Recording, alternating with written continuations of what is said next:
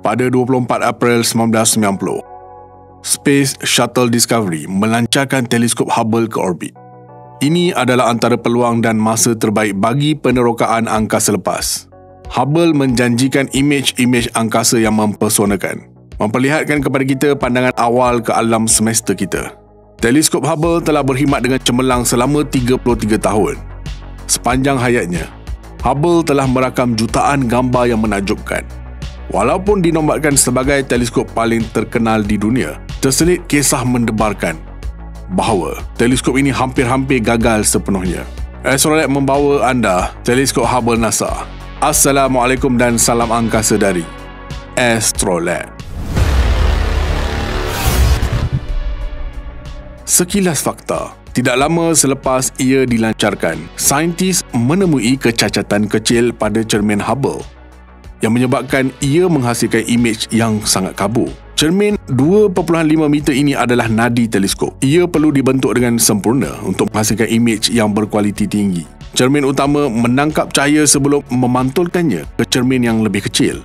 Dari sini, cahaya dipantulkan ke pelbagai instrumen pengimejan Hubble. Jika lengkung cermin adalah sempurna, cahaya yang mengenai mana-mana bahagian cermin akan memfokus tepat pada tempat yang sama. Walau bagaimanapun, disebabkan oleh cermin yang rosak, cahaya yang mengenai bahagian dalam cermin difokuskan pada tempat yang berbeza. Bentuk cermin itu hanya berbeza sebanyak 2000 nanometer atau 1/50 ketebalan rambut manusia. Tetapi ia sudah cukup untuk menjadikan Hubble tidak bermanfaat sama sekali. Cermin yang dimaksudkan itu dibina 10 tahun sebelum Hubble dilancarkan dan melalui ujian selama bertahun-tahun. Apa yang kebanyakan orang tidak tahu ialah cermin sandaran yang serupa juga dibuat sekiranya cermin utama menghadapi sebarang masalah. Jadi bagaimana cermin cacat ini berjaya masuk ke angkasa lepas dan mengapa cermin sandaran tidak pernah digunakan? Pada tahun 1977, NASA menerima pembiayaan yang diperlukan untuk mula membina teleskop Hubble dengan jangkaan kos sekitar $300 juta. Mereka memberi kontrak kepada syarikat optik Perkin-Elmer untuk mereka bentuk dan membina cermin utama teleskop itu. Mereka adalah pilihan utama NASA kerana mereka berhasrat untuk menggunakan mesin penggilap di kawal komputer sesuai untuk mengisar cermin ke dalam bentuk yang diperlukan. Teknologi ini merupakan kemajuan inovatif pada masa itu. Cermin tersebut perlu digilap sehingga ketepatan hanya 10 nanometer. Tetapi sekiranya mereka menghadapi sebarang masalah, NASA meminta mereka untuk mensubkontrak syarikat lain untuk membuat cermin sandaran. Mereka memilih syarikat Kodak yang terkenal dengan pembuatan peralatan kamera dan kanta optik. Pada masa itu, Kodak mencadangkan bahawa kedua-dua syarikat harus memeriksa cermin mereka untuk memeriksa sebarang masalah. Ini tidak berlaku dengan bajet NASA yang dijamin untuk Hubble. Perkin-Elmer meneruskan reka bentuk mereka dan mula membina cermin. Pada tahun 1979, mereka bermula dengan kaca lembaran kosong, pengembangan ultra rendah dan mula menggilapnya dengan teliti ke bentuk yang dikehendaki. Proses ini sangat rumit dan mengambil masa 2 tahun untuk diselesaikan. Kaca itu kemudiannya dibasuh dan ditutup dengan salutan aluminium reflektif dan cermin itu akhirnya dihasilkan. Dalam beberapa tahun akan datang, cermin itu melalui beberapa siri ujian untuk menguji bahawa ia boleh mengendalikan getaran hebat pelancaran roket dan bertahan dalam keadaan angkasa lepas yang mencabar. Tetapi untuk menguji sama ada cermin telah digilap ke bentuk yang betul, mereka menggunakan sesuatu yang dipanggil pembetul sifar. Ini pada asasnya adalah kanta khas dengan satu siri cermin yang digunakan untuk memastikan bahawa cahaya yang mengenai Hubble difokuskan dengan betul. Laser dipancarkan melalui pembetul sifar dan kanta yang mengandungi hadapan gelombang. Jika semuanya sempurna, garisan dari hadapan gelombang akan kelihatan lurus sempurna tanpa garis kontur. Walau bagaimanapun, semasa jurutera menyediakan pembetul sifar, salah satu cermin telah diletakkan secara salah dan secara tak sengaja menutup kecacatan teleskop Hubble dengan sempurna. Ini membawa kepada kecacatan tersembunyi yang dilakukan secara tidak sengaja dan menutup sebarang kesan ketaksempurnaan. Pada masa yang sama, Kodak hampir menyiapkan cermin mereka, tetapi NASA telah memilih untuk memberi kontrak sepenuhnya kepada Perkin-Elmer. Cermin Kodak dibiarkan tanpa salutan reflektif dan tidak digunakan sama sekali. Ralat kecil ini melalui program ujian dan seterusnya, teleskop ini akhirnya dilancarkan.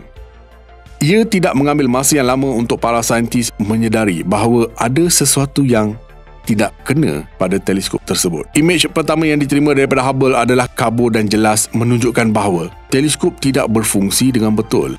Bagi jurutera, kejadian ini benar-benar memalukan dan mengecewakan. Selepas berdekad bekerja dan perbelanjaan berbilion dolar, nampaknya Hubble akan diingati sebagai projek angkasa yang sia-sia. Apa yang lebih menyedihkan ialah cermin sandaran yang dibuat oleh Kodak telah diuji dan hasilnya menunjukkan ia telah digilap dengan bentuk yang betul. Jika Perkin-Elmer telah bersetuju untuk memeriksa balas kedua-dua cermin, kemungkinan kesilapan itu telah ditemui sebelum Hubble dilancarkan. Walaupun cermin Kodak sempurna, ia pada dasarnya tidak berfaedah memandangkan penggantian cermin di angkasa bukanlah satu pilihan.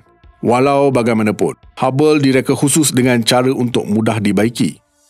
Struktur khas yang dicipta terletak di bahagian belakang teleskop ialah 5 ruang instrumen Hubble. Setiap ruang mempunyai kotak yang mengandungi instrumen saintifik yang membolehkan Hubble mengambil pelbagai jenis ukuran. Reka bentuk modular ini bermakna bahawa instrumen boleh dikeluarkan dan diganti dengan instrumen yang lebih maju sepanjang hayat Hubble. Jadi NASA mula mengusahakan penyelesaian bijak yang boleh dimuatkan ke dalam salah satu ruang instrumen dan membaiki kerosakan cermin Hubble.